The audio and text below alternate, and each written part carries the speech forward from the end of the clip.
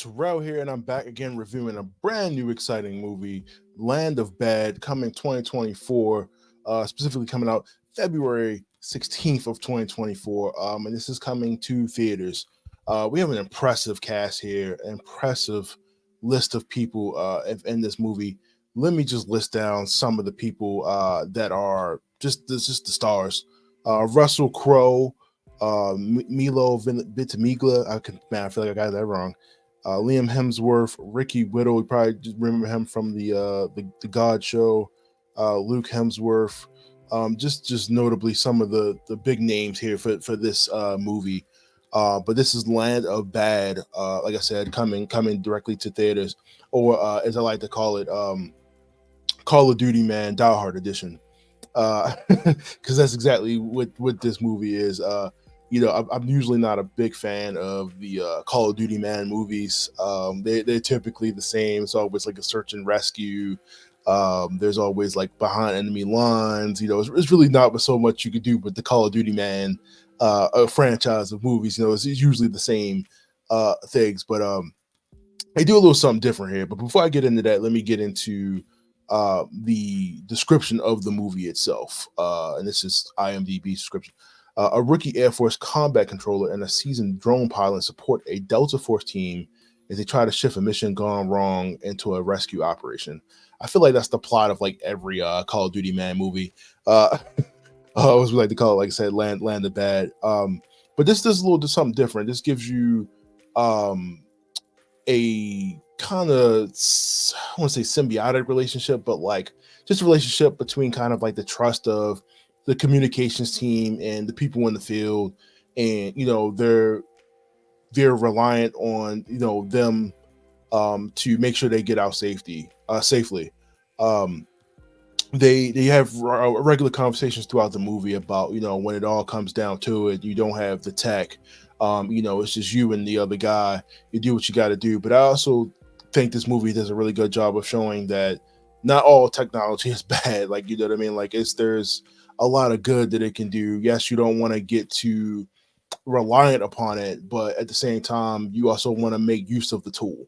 And I think this is, a really good insight is to see, what, a little bit of kind of what Army life is like. Probably not exactly, but I think we're pretty close to it. This is also directed by William Eubank, who also did Signal, Love, and Underwater. So he has pretty good resume here. If you've seen any of those movies, surprisingly, I'm looking at his resume right now. I don't think any of these were like Army movies, which is weird. Usually, if you have some type of experience going into this, if you've done this before. But like I said, I think like I said, just getting into the movie, the cast was impressive. Ricky Whittle is still really weird to see with hair, especially after seeing him previously in what was what is the God Show? Try to make sure I get it right. The God Show that he was in, he's bald in that show. So like I said, it's always weird seeing him with hair. Russell Crowe, who's playing Reaper. It's always weird to see Russell Crowe taking a backseat in the movie. We're so used to seeing him be the action guy, out in the field throwing hands, and to have him play the operator, the drone pilot it was just a little weird. It took me a little get used to because Russell Crowe's pretty funny. You know what I mean? I feel like I need more comedic Russell Crowe. Maybe I just haven't watched enough movies with comedic Russell Crowe, but I really, really enjoyed this.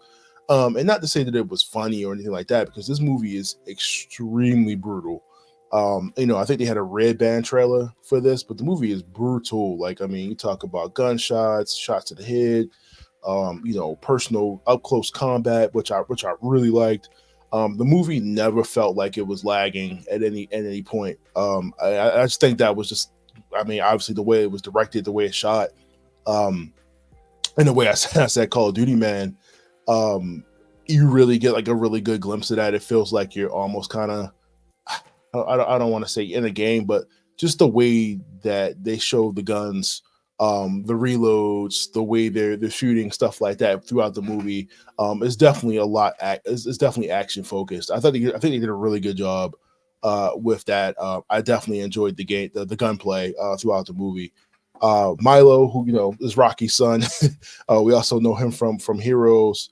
He's been in a lot of stuff lately too. Um, he plays our season Call of Duty man throughout the movie, who I really like in this role. I feel like I've seen him in other stuff, and he's always kind of been like a dad or just kind of like the humble guy. But I really like him in this movie, man. The beard, just real grizzled. Out here, let's get the job done by any means. I really like his character in this movie. I need to see more of him. And just other things. It doesn't have to be another Call of Duty man movie, but but I think he did an incredible job here doing that. Liam, who is the star of the show here, him and his brother in this movie, Liam and Luke, the Hemsworth perfect, everybody but Chris. Feel like Chris was already in Extraction, so maybe they could do a crossover or something like that, even though it has nothing to do with those two. But Liam's the star of the show. He's the kind of rookie. This is like his second op. He's kind of we're kind of seeing the movie through his lens, where kind of going through these experiences for the first time and reacting to them quite well, I would say. I think he did a really good job. With not just the acting, but just the combat performance, the action himself. I mean, because we already know, like, his brother, where they're both known for doing action roles, but he did a really good job. I definitely want to see more of Liam throughout this movie, and not Hunger Games, but not Hunger Games Liam, but this Liam. Like I said, I mean, I really didn't have too much problem with him throughout the movie. I think I said he did an incredible job. Ricky, again, he plays Bishop in the movie. He Again, it's kind of weird seeing him in this role. Like I said, I really haven't seen him in much, so I can't really go off of too much. I just know that he does his thing in this movie. That's all I'm gonna say. If you're planning to see it, to let you know, I mean, this latest Call of Duty, man, Die Hard Edition movie is pretty brutal. And not like overly whatever, but like overly gruesome. But like, it's when they get into it, they get into it, and that's one of the things I really liked about the movie itself. Overall, I mean, the plot is the plot. I mean, the army people go rescue, the guy or whoever it is, the objective, and we get in, we get out. I mean, things go wrong, we figure it out. But like I said, it's the action shots, the way they're shot, a lot of the vehicles, the planes, the helicopters and stuff like that are used throughout the movie. I thought they did an incredible job just filming those. Even though we're not in an actual war zone, it felt like it. The sound is incredible. I mean, they definitely got the audio down packed throughout this movie. If it wasn't a bullet flying past my ear, I don't know what to tell you, because there's a lot of close explosives and a lot of bullets flying over your head. Like I said, I mean, they did a really good job. I actually do recommend going to go see this in the movie theater. This feels like a movie theater experience to me. However format you decide to see it, but this was definitely worth it.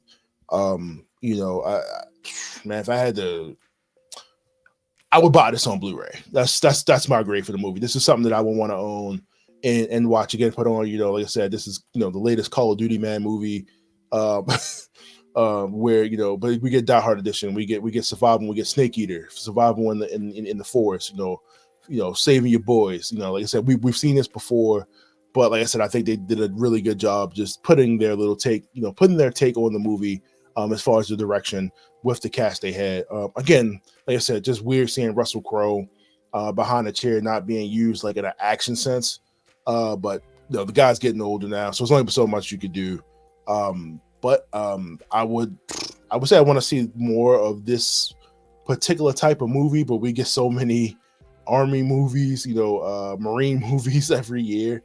I hope this doesn't get like lost in the sea of like just all of that's going on. I do think this stands out. Like I said, I do think it's worth a rewatch. Good cast. Doesn't feel like it's overstayed its welcome.